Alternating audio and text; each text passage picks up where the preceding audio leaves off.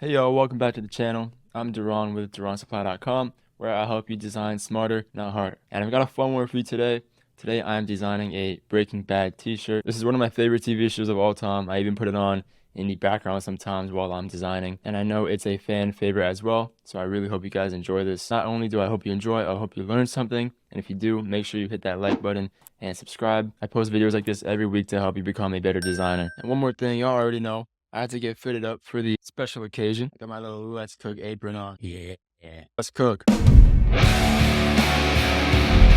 Alright, y'all. I've got Photoshop open. First things first, I'm just going to make a new document with the settings that I always use for t-shirts. So I'll show you that right now. I'm going to press Command N, and I'm going to choose my classic preset here, which is just 16 inches by 20 inches.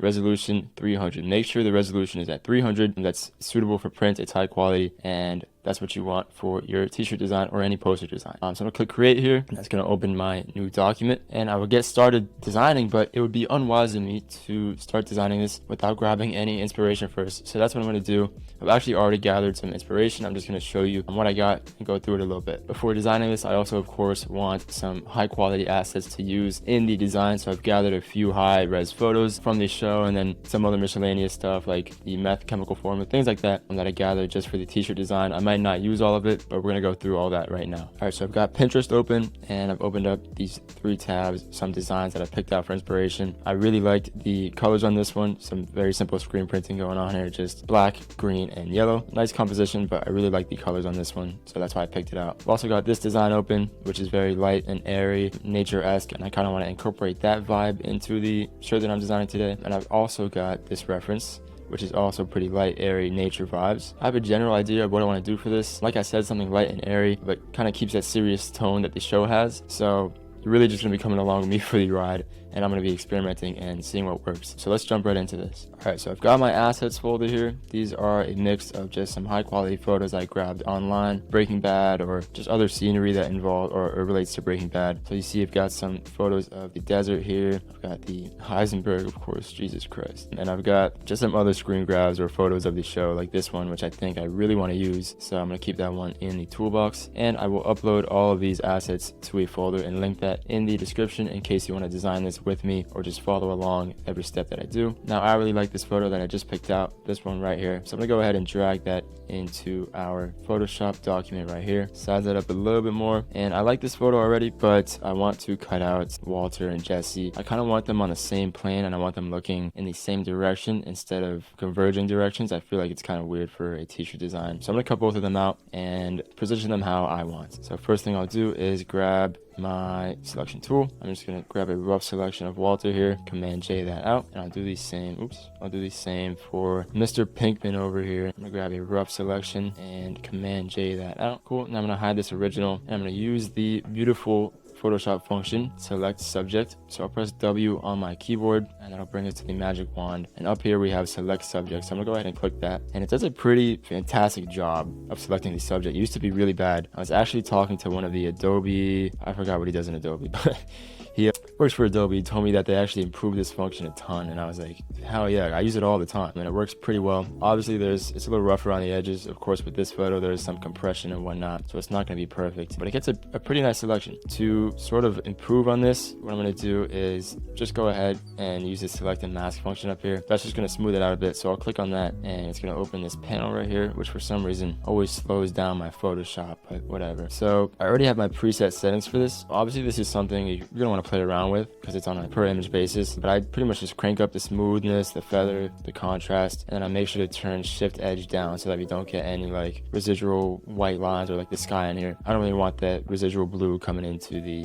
photo here, so I'll make sure to turn the shift edge down, and I'm just gonna press OK on this. You can copy these settings if you like, but I would recommend experimenting. So I'll press OK, and that'll make a new layer with our new selection. If I zoom in here, we see it's smoother, but it's also sort of a horrible selection. So I'm just gonna go in with my brush and improve this. And this is all within the layer mask, of course, so it's non-destructive. So I'm going to turn my brush to a hard brush, turn the size down, and then I'll just start painting in these parts here that don't make sense, like the sky kind of creeping into his head. I want to get the right selection on his head here, and of course the glasses as well are now completely out of frame, so I'm going to paint that in as well. Just getting sort of a rough thing here. I'm going for more of a Xerox look on this anyway, so the details aren't too paramount. I want to get as close as I can to a good selection here. All right, this works for me. I painted in Mr. Walter here. Now it's time to do the same for Jesse. So I'm going to go ahead, bring Jesse up here and use my select subject function. I'll click on that, and this one's actually a little bit tougher because we've got his messy hair here, so it might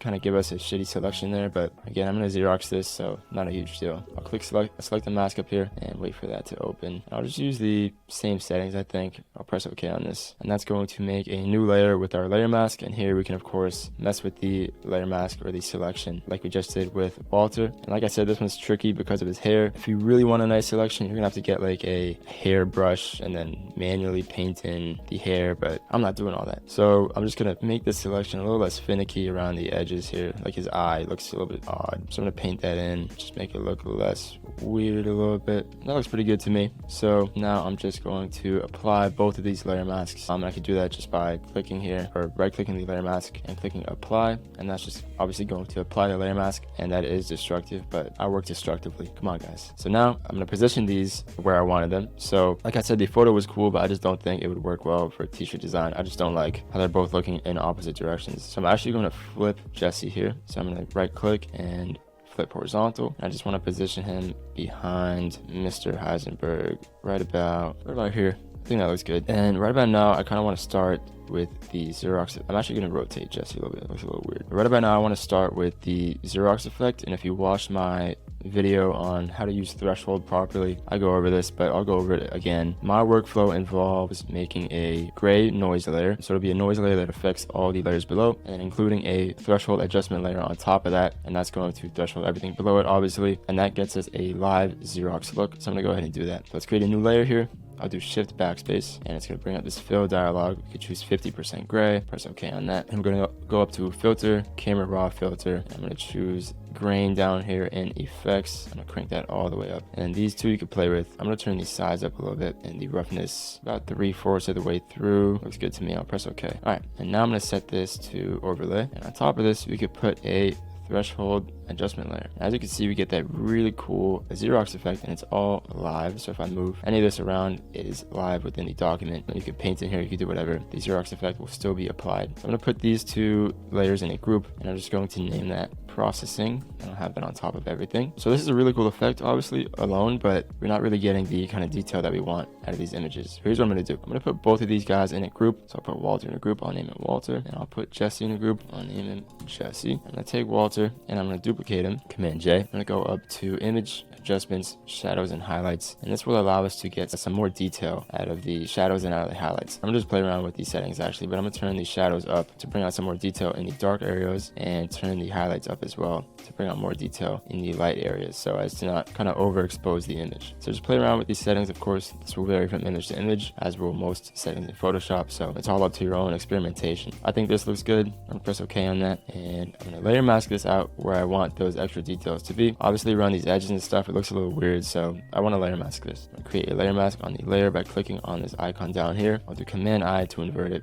and then I'll start painting in with a soft brush where I want that extra detail to be. So I'm gonna paint in on his face here, bring in some more detail, paint in on the jacket here, maybe leave some of these edges out. I still want a little bit of darkness in there. And of course, I'm playing with the opacity of the brush while I do this, so I can really dial in the intensity of the brush and in the intensity of the effect that I want. And you can do that just by clicking the numbers on your keypad, so you don't have to go up here and actually change the opacity. So yeah, I'm just gonna paint in where I think it looks best here. I'm actually gonna do this twice because I want a little more detail on the face. All right, now I want to do the same thing for Jesse, so I'm gonna duplicate him, and I'll go up to image, adjustments, shadows and highlights, and I'll play with these settings until I find, Jesus Christ, I'll play with these settings until I find something that works and just brings out more detail in those shadows and highlights. This one's also a little tough because the size of him relative to the size of the grain is kind of going to obscure his face, so I want this to be a little bit more light so as to not, darken his face too much so you can't see any detail. Meanwhile, Walter is obviously bigger on the composition, so we can afford to have more dark areas, more contrast in certain places. But Jesse, I just want sort of the bare minimum of detail here. So I'm gonna just play with this until I find a spot that works. Cool, I think that looks pretty good. I'll press OK here, and I don't think I need to layer mask this at all. I think it looks fine as is. Got some big cow house way out that way, like 2 miles, but I don't see nobody. Cow house? Yeah, where they live. The cows. But now I do want some definition on the edges of them. So what I'll do is I'll duplicate any of these layers. I'll actually duplicate the original layer, and I'll bring that to the top of the Jesse group, and I'll set the fill to 0, which you could do by Shift 0, Shift 0, 0, or just by going in fill and turning that down. I'm gonna open up the layer styles of this layer, and I'm just gonna put a drop shadow on him. I want to turn the distance all the way down and the spread somewhere in the first quarter, and the size you can play with as well. This is kind of sort of like adding a stroke to the image, but just a little more soft, and you have a little more flexibility here. So something like this I think would work, and I don't want this sort of stroke around the edge to be around the entire subject. So what I'm going to do is go back into the layer styles actually and check on layer mask hides effects. That way when we layer mask this layer out where we want it to be, it won't actually affect the effects. It'll be as if the effects are a part of the layer. So I'm gonna layer mask this layer. I'll Command I that, and I'll just paint in where I want that to be. Cool. Now I'm gonna do the same exact thing for Walter over here. I'll make a duplicate of the original photo, set the fill to 0. I'm just gonna drag the layer styles onto that from Jesse. So I'll hold Alt down on my keyboard and drag that over here. And of course, I'm going to make sure this is checked on, and I'll make the layer mask Command I to invert, and again paint that in where you want it. I'm using a soft brush for this. I'm just going to paint this in around here where the edges are a little bit obscured, but of course I don't want too pronounced of an effect. I don't want it to be too cartoony. I just want the edges to be more noticeable. All right, cool, that's looking good. Now I kind of want to fade out the bottom here. It's just too harsh of a line, and of course we have this live Xerox effect on it, so when we actually fade it, it's going to be a nice grainy Xerox fade. It's gonna look real nice. Let me show you. So I'm gonna put the Walter and Jesse in one big group. So I'll select both and Command G. I'll just name this subject, and I'm gonna put a layer mask on this group. Then I'll take my soft brush and I'll just paint in the layer mask with black over the bottom here, and that's gonna fade them out pretty nicely with this grainy fade. And I might want a little more on this edge, so I'm gonna paint that in super lightly, maybe here as well. All right, looking good. I do want to mention actually, because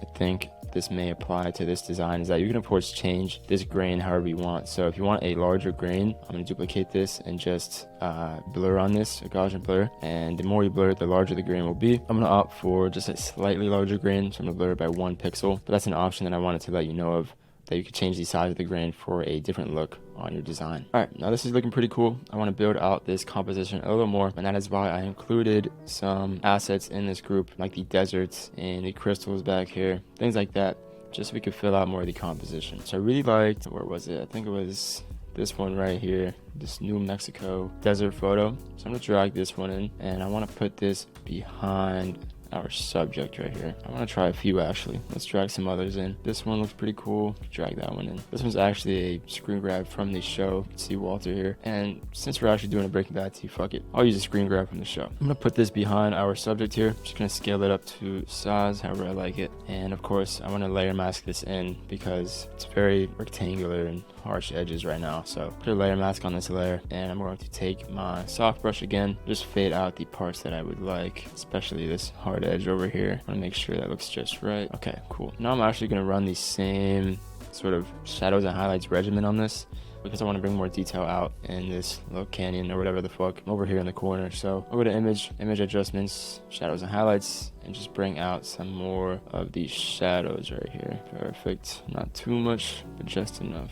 Cool, looking good. I'm gonna press OK on that. I'm gonna fade the bottom out here because I forgot about that edge. Just want to make sure this looks all nice and tidy. And I'll drag this up around right here. I think looks good. All right, and now I want to bring in some more elements to fill out the rest of this composition. So something I really liked that I was playing with earlier was this kind of chemical structure hexagonal thing that we could put in the background of this, and I think that would look really cool. So I'm gonna go ahead and try that. So we could take our shape tool here. I'm gonna turn that to polygon. I'm gonna set the size to 6, and I'm just going to drag across the canvas and make that shape. And obviously I don't want it like this. I want it sort of to be a stroke around the hexagon. So I'm gonna go ahead and set the fill of this to 0. Of course you could do Shift 0.00, or just go in the fill here. I'm gonna open up the layer styles. I'm gonna add a stroke to this. It's going to be an inside stroke. I'm gonna turn these eyes up quite a bit, and I'm actually going to put another layer style on top of this. Little cool trick that I love to do. I'll show you in just a second here. So I'll turn the size up to about 100, then I'm going to put this in its own group. So I'll press Command G, and now we could put whatever layer styles we want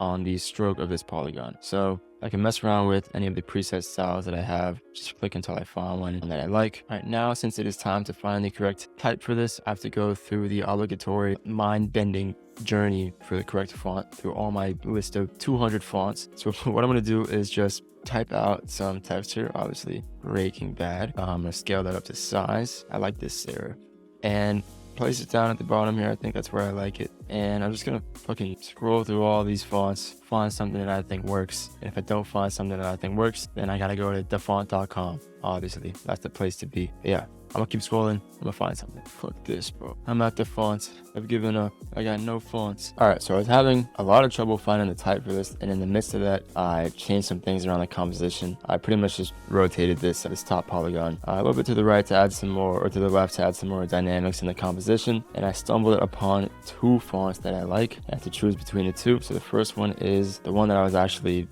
the one that I defaulted on, Bleach, which I was actually using for another project, but turns out works just fine here. And also ITC Serif Gothic, which I love. I mean, I think it works well with this graphic, though I'm not sure if the kind of rounded edges clash too well with the harsh polygons. I don't know. That's something I have to debate in my head. And I also went ahead and added some layer styles on these, which I'll break down, but it's just so I can figure out more of the composition. I don't think it's final or anything. So between these two fonts, I think the best one would be Bleach, actually, because it's just a thinner font and it kind of matches the angular feel of the hexagons up here with these nice sharp serifs, and the thinner type compared to Serif Gothic over here, which is really thick. It kind of takes away from the rest of the composition too much. So I think I'm gonna land on Bleach. I don't think I'm gonna use this layer style, and I think I might play around with the placement of this, but I do like how this font is working with this graphic. All right, I've cleared the layer style for this, and I actually want to make an executive decision real quick. I don't think it's gonna work best on the bottom here, just because of how the bottom of this graphic works, with the hexagon fading out here and the main subject of our composition being a little bit skewed towards the left. I think the type being down here is just inherently going to look a little off because our subjects are aligned to the left, and that just makes the text look off-centered even if it's not. So I'm gonna bring the text all the way up here, and I want to do a little trick to make this look more like a title and not like a piece of text. And I'm probably gonna do this wrong, so forgive me if you're like a fucking type nerd. I'm not a type nerd, so I don't really know what I'm doing here. But what I like to do is pretty much make the first and last letter big. So the B would be pretty big compared to the ranking BA, and then the D would be big. I'll show you what that looks like. So I'm just going to type out a B here. I'll bring that to the left. I'm going to type out the rest of the word, and I'm going to make that smaller compared to the B, and I'm going to align both of them to the top line right there, and that way it just adds a little bit more dynamics to the text, and it actually plays very well with the composition because we have some negative space here and here. So I'm gonna bring this to the left. Obviously this is not final or anything. I'm kind of just feeling it out right now. What are you doing, detective? What are you doing talking to my client without me present? You sneaky Pete. Which is which? What did the academy hire you right out of the womb? You guys get younger every... What'd you say to Babyface, huh?